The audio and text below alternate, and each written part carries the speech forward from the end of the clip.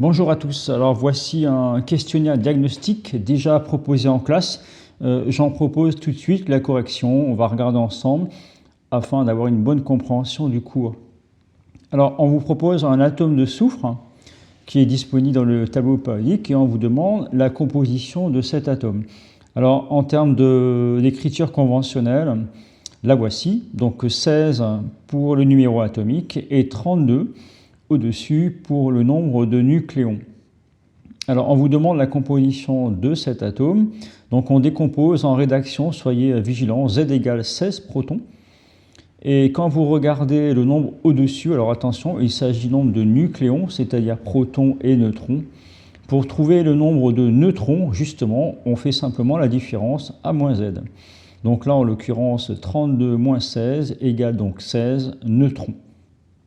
Donc en écrivant ceci, vous avez intégralement défini la composition du noyau. Donc 16 protons, 16 neutrons. Vous avez donc 16 nucléons, bien sûr. Donc autrement dit, la composition du noyau. Voilà. Ensuite, on a affaire à un atome.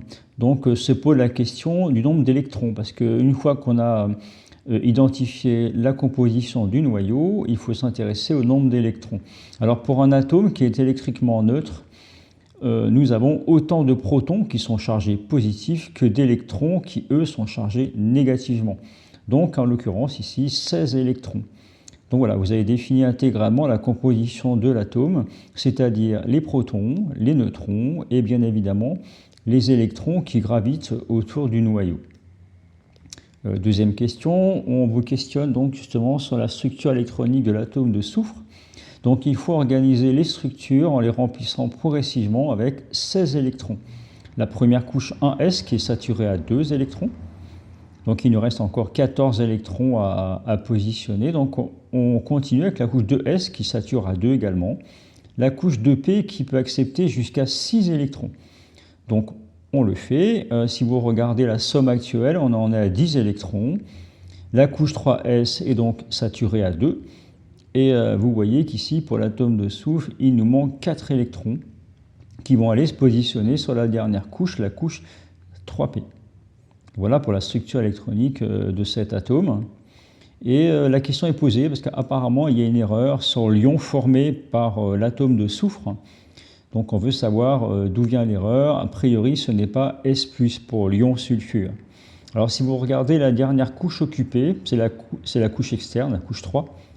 Elle accepte ici au total 6 électrons. On appelle ça des électrons de valence, qui vont donc certainement être échangés avec l'environnement. Donc 6 électrons de valence pour cet atome neutre. Alors se pose ainsi le critère de la stabilité. Or, nous avons vu en classe que les éléments chimiques qui sont stables dans le tableau périodique sont les gaz rares.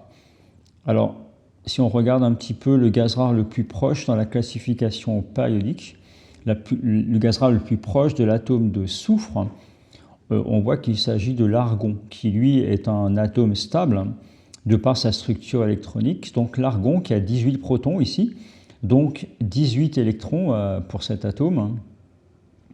Donc on repère tout de suite qu'entre le soufre et l'argon, il y a une différence de 2 électrons. Donc j'en profite pour écrire la structure électronique de l'argon, et puis on va comparer tout simplement.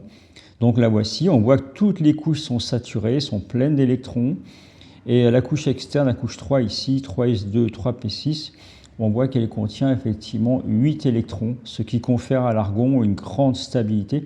C'est un gaz rare, il est inerte chimiquement. Donc 8 électrons de valence. Et donc, de façon naturelle, spontanée, l'atome de soufre voudrait acquérir cette structure stable. Donc très simplement, il va accepter 2 électrons de valence. Vous voyez, on va passer de 6 électrons à 8 afin que cet élément acquiert une stabilité chimique. Donc bilan, vous voyez, on fait une réponse quand même assez détaillée. Vous voyez qu'on exploite vraiment pleinement les structures électroniques des atomes et on compare à la stabilité des gaz rares. Donc le soufre, dans son environnement chimique, va devenir un ion puisqu'il n'est pas stable. Il n'a que 6 électrons de valence pour cet atome. Et donc il va gagner 2 électrons pour former un ion. Donc un atome qui gagne 2 électrons devient un anion, donc un ion chargé avec un excédent de charge négative, donc il va gagner 2 électrons. Donc bilan pour l'ion, alors on ne dit pas ion soufre, hein, on dira ion sulfure pour son nom, et il va s'écrire ici, donc on y va, ion S2-. Donc par rapport à l'atome, il y a un gain de 2 électrons, donc un excédent de charge négative, pour acquérir la stabilité chimique. Alors profitons-en, ça permet de réviser un petit peu. Systématiquement, vous voyez, j'essaie de vous montrer que c'est plutôt pertinent de représenter les structures électroniques à chaque fois. Donc pour l'ion sulfure S2-, donc le noyau ne change pas, hein. Ce qui change, c'est la configuration électronique. Donc on voit que celle-ci est passée à 8 électrons de valence, donc sur la dernière couche, la couche 3. Donc grande stabilité. Donc dans la nature, par exemple, l'ion sulfure est une entité stable. Donc j'en profite pour marquer son nom. Voilà. Les halogènes font tous une terminaison de ce type, chlorure, iodure, pour les halogènes. Et pour le soufre qui est dans la colonne d'à côté, on a également une terminaison similaire. Alors, autre question diagnostique concernant la stabilité qui a été exposée en classe récemment. J'en propose la correction. Donc vous voyez, on vous propose ici en premier lieu 2 gaz rares, ou en tout cas 2 structures électroniques, donc respectivement l'hélium et le néon. Et on vous questionne un petit peu sur leurs propriétés ou leur stabilité. Donc hélium et néon sont des gaz rares, ils sont stables de par leur structure électronique. Et c'est-à-dire qu'il ne peut rien leur arriver, c'est-à-dire ils ne vont pas se transformer en ions par exemple, et ne vont pas échanger a priori de liaison avec d'autres atomes voisins. Donc c'est la particularité de ces gaz rares et de leur stabilité notamment. Alors elle est due à leur structure électronique, donc 1s2 pour l'hélium, très stable, excusez-moi pour la sirène, et vous avez 8 électrons de valence pour le néon. Donc les gaz rares, alors on dit gaz rare ou gaz noble, les deux caractéristiques sont équivalentes, et on dit qu'ils sont inertes chimiquement, pour les raisons que j'ai évoquées précédemment. Donc de par leur structure électronique, la couche externe, donc soit à 2 électrons, 1s2, il n'y a pas d'autre solution pour l'hélium 1, ou soit 8 électrons de valence, cela confère une grande stabilité. Alors on va justifier un peu cette fois-ci la représentation de Lewis de la molécule d'eau, qui apparemment contient une erreur. Alors la méthode est toujours la même, on l'a beaucoup vu en classe, c'est-à-dire que vous allez introduire les structures électroniques et discuter de la stabilité pour chaque atome présent dans cette molécule. Alors, il y a 2 atomes d'hydrogène, donc on fait le cas d'hydrogène, 1s1, un seul électron, et il souhaite acquérir la structure de l'hélium, c'est-à-dire 1s2. Là, cela va lui conférer une grande stabilité.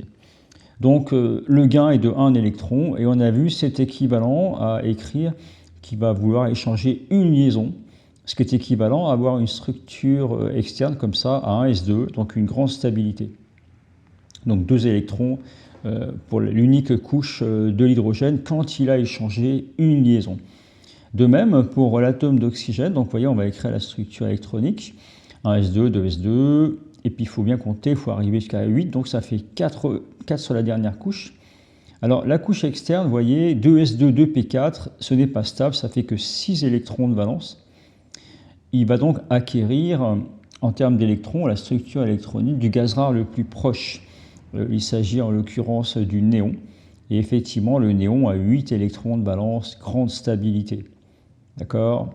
Comme on l'a vu auparavant. Donc bilan pour l'atome d'oxygène, dans son environnement, il va vouloir échanger non pas une liaison comme l'hydrogène, mais 2, pour passer de 6 électrons de valence à 8. Donc vous voyez, on encadre bien la dernière couche externe, 6 électrons de valence jusqu'à 8. Donc l'oxygène, dans son environnement, va échanger 2 liaisons covalentes avec des atomes voisins. Alors les atomes voisins ici, ce seront effectivement les 2 atomes d'hydrogène pour former la molécule d'eau. Donc représentation. Donc là j'essaie de la détailler pour vous expliquer au mieux. Donc les 2 atomes d'hydrogène de chaque côté, et puis on va essayer d'écrire les liaisons covalentes. Donc le trait là que je fais en rouge est une liaison covalente. À l'intérieur, on a 2 électrons qui sont échangés entre les 2 atomes. Donc dans ce que j'ai entouré ici, on voit que l'hydrogène, autour de lui, voit la présence de 2 électrons, de même pour lui. Donc on a compris qu'ici, on a des interactions très stables. Donc les 2 atomes d'hydrogène ont, ou en tout cas, ont réussi à acquérir la structure A1S2. Alors de même pour l'oxygène, vous voyez qu'actuellement, il n'y a que 4 électrons autour de lui, et il faut en avoir 8. Donc pour cette raison, on rajoute 2 doublés dits non liants, on appelle ça des doublés non liants, ils n'interviennent pas dans les liaisons covalentes, mais ils sont présents ici pour la stabilité. Donc dans ce que j'ai entouré en pointillé, vous voyez, si on compte 2, 4, 6, et vous avez effectivement 8 électrons autour de lui. Donc 8 électrons de valence, donc c'est très stable. Donc bilan, en représentation de Lewis, on dessine la molécule d'eau ainsi, les 2 liaisons covalentes qui relient les atomes et les 2 doublés non liants pour la stabilité. Donc voilà pour la représentation de Lewis de la molécule d'eau. On encadre, prenez soin à la rédaction sur les copies. J'essaie de montrer un petit peu un exemple de rédaction. Donc c'est pour cette raison que j'écris, donc on fait une traduction manuscrite de la correction. Ensuite, dernière question, l'atome de chlore, on propose un ion, alors F2+, alors là, a priori, c'est complètement faux. Le chlore ne va pas devenir un ion fluorure, donc déjà, ce ne sera pas F, ce sera chlore. Et il faut qu'on regarde un petit peu l'ion formé. Alors, la structure est écrite, 7 électrons de valence. Alors, vous voyez qu'on n'est plus très loin des 8 électrons pour la stabilité. Donc, l'atome de chlore, dans son environnement, va être stable simplement avec un gain de un seul électron, ou alors c'est équivalent à une liaison covalente. Donc vous voyez, on va passer de 7 électrons de valence à 8. Alors quand vous regardez la classification périodique des éléments, le gaz rare le plus proche c'est l'argon, qui lui évidemment a 8 électrons de valence. Donc j'en profite, on va réécrire la structure pour le chlore, donc qui est instable actuellement, et on explique donc pour former un ion, alors soit il va échanger une liaison, soit il va y avoir, et c'est le cas ici, le gain d'un électron. Donc on va passer de 7 électrons de valence à 8, et cela va donner une grande stabilité pour cette entité chimique. Donc là, la structure que je viens d'écrire n'est pas celle du chlore, mais de l'ion chlorure. Vous voyez. Donc l'ion chlorure, alors déjà c'est Cl et pas F, et ce n'est pas 2+, mais c'est moins. Car pour passer de l'atome de chlore à l'ion chlorure, il y a eu un gain de 1 électron pour, bien sûr, la stabilité. Voilà, bon courage à tous pour les révisions.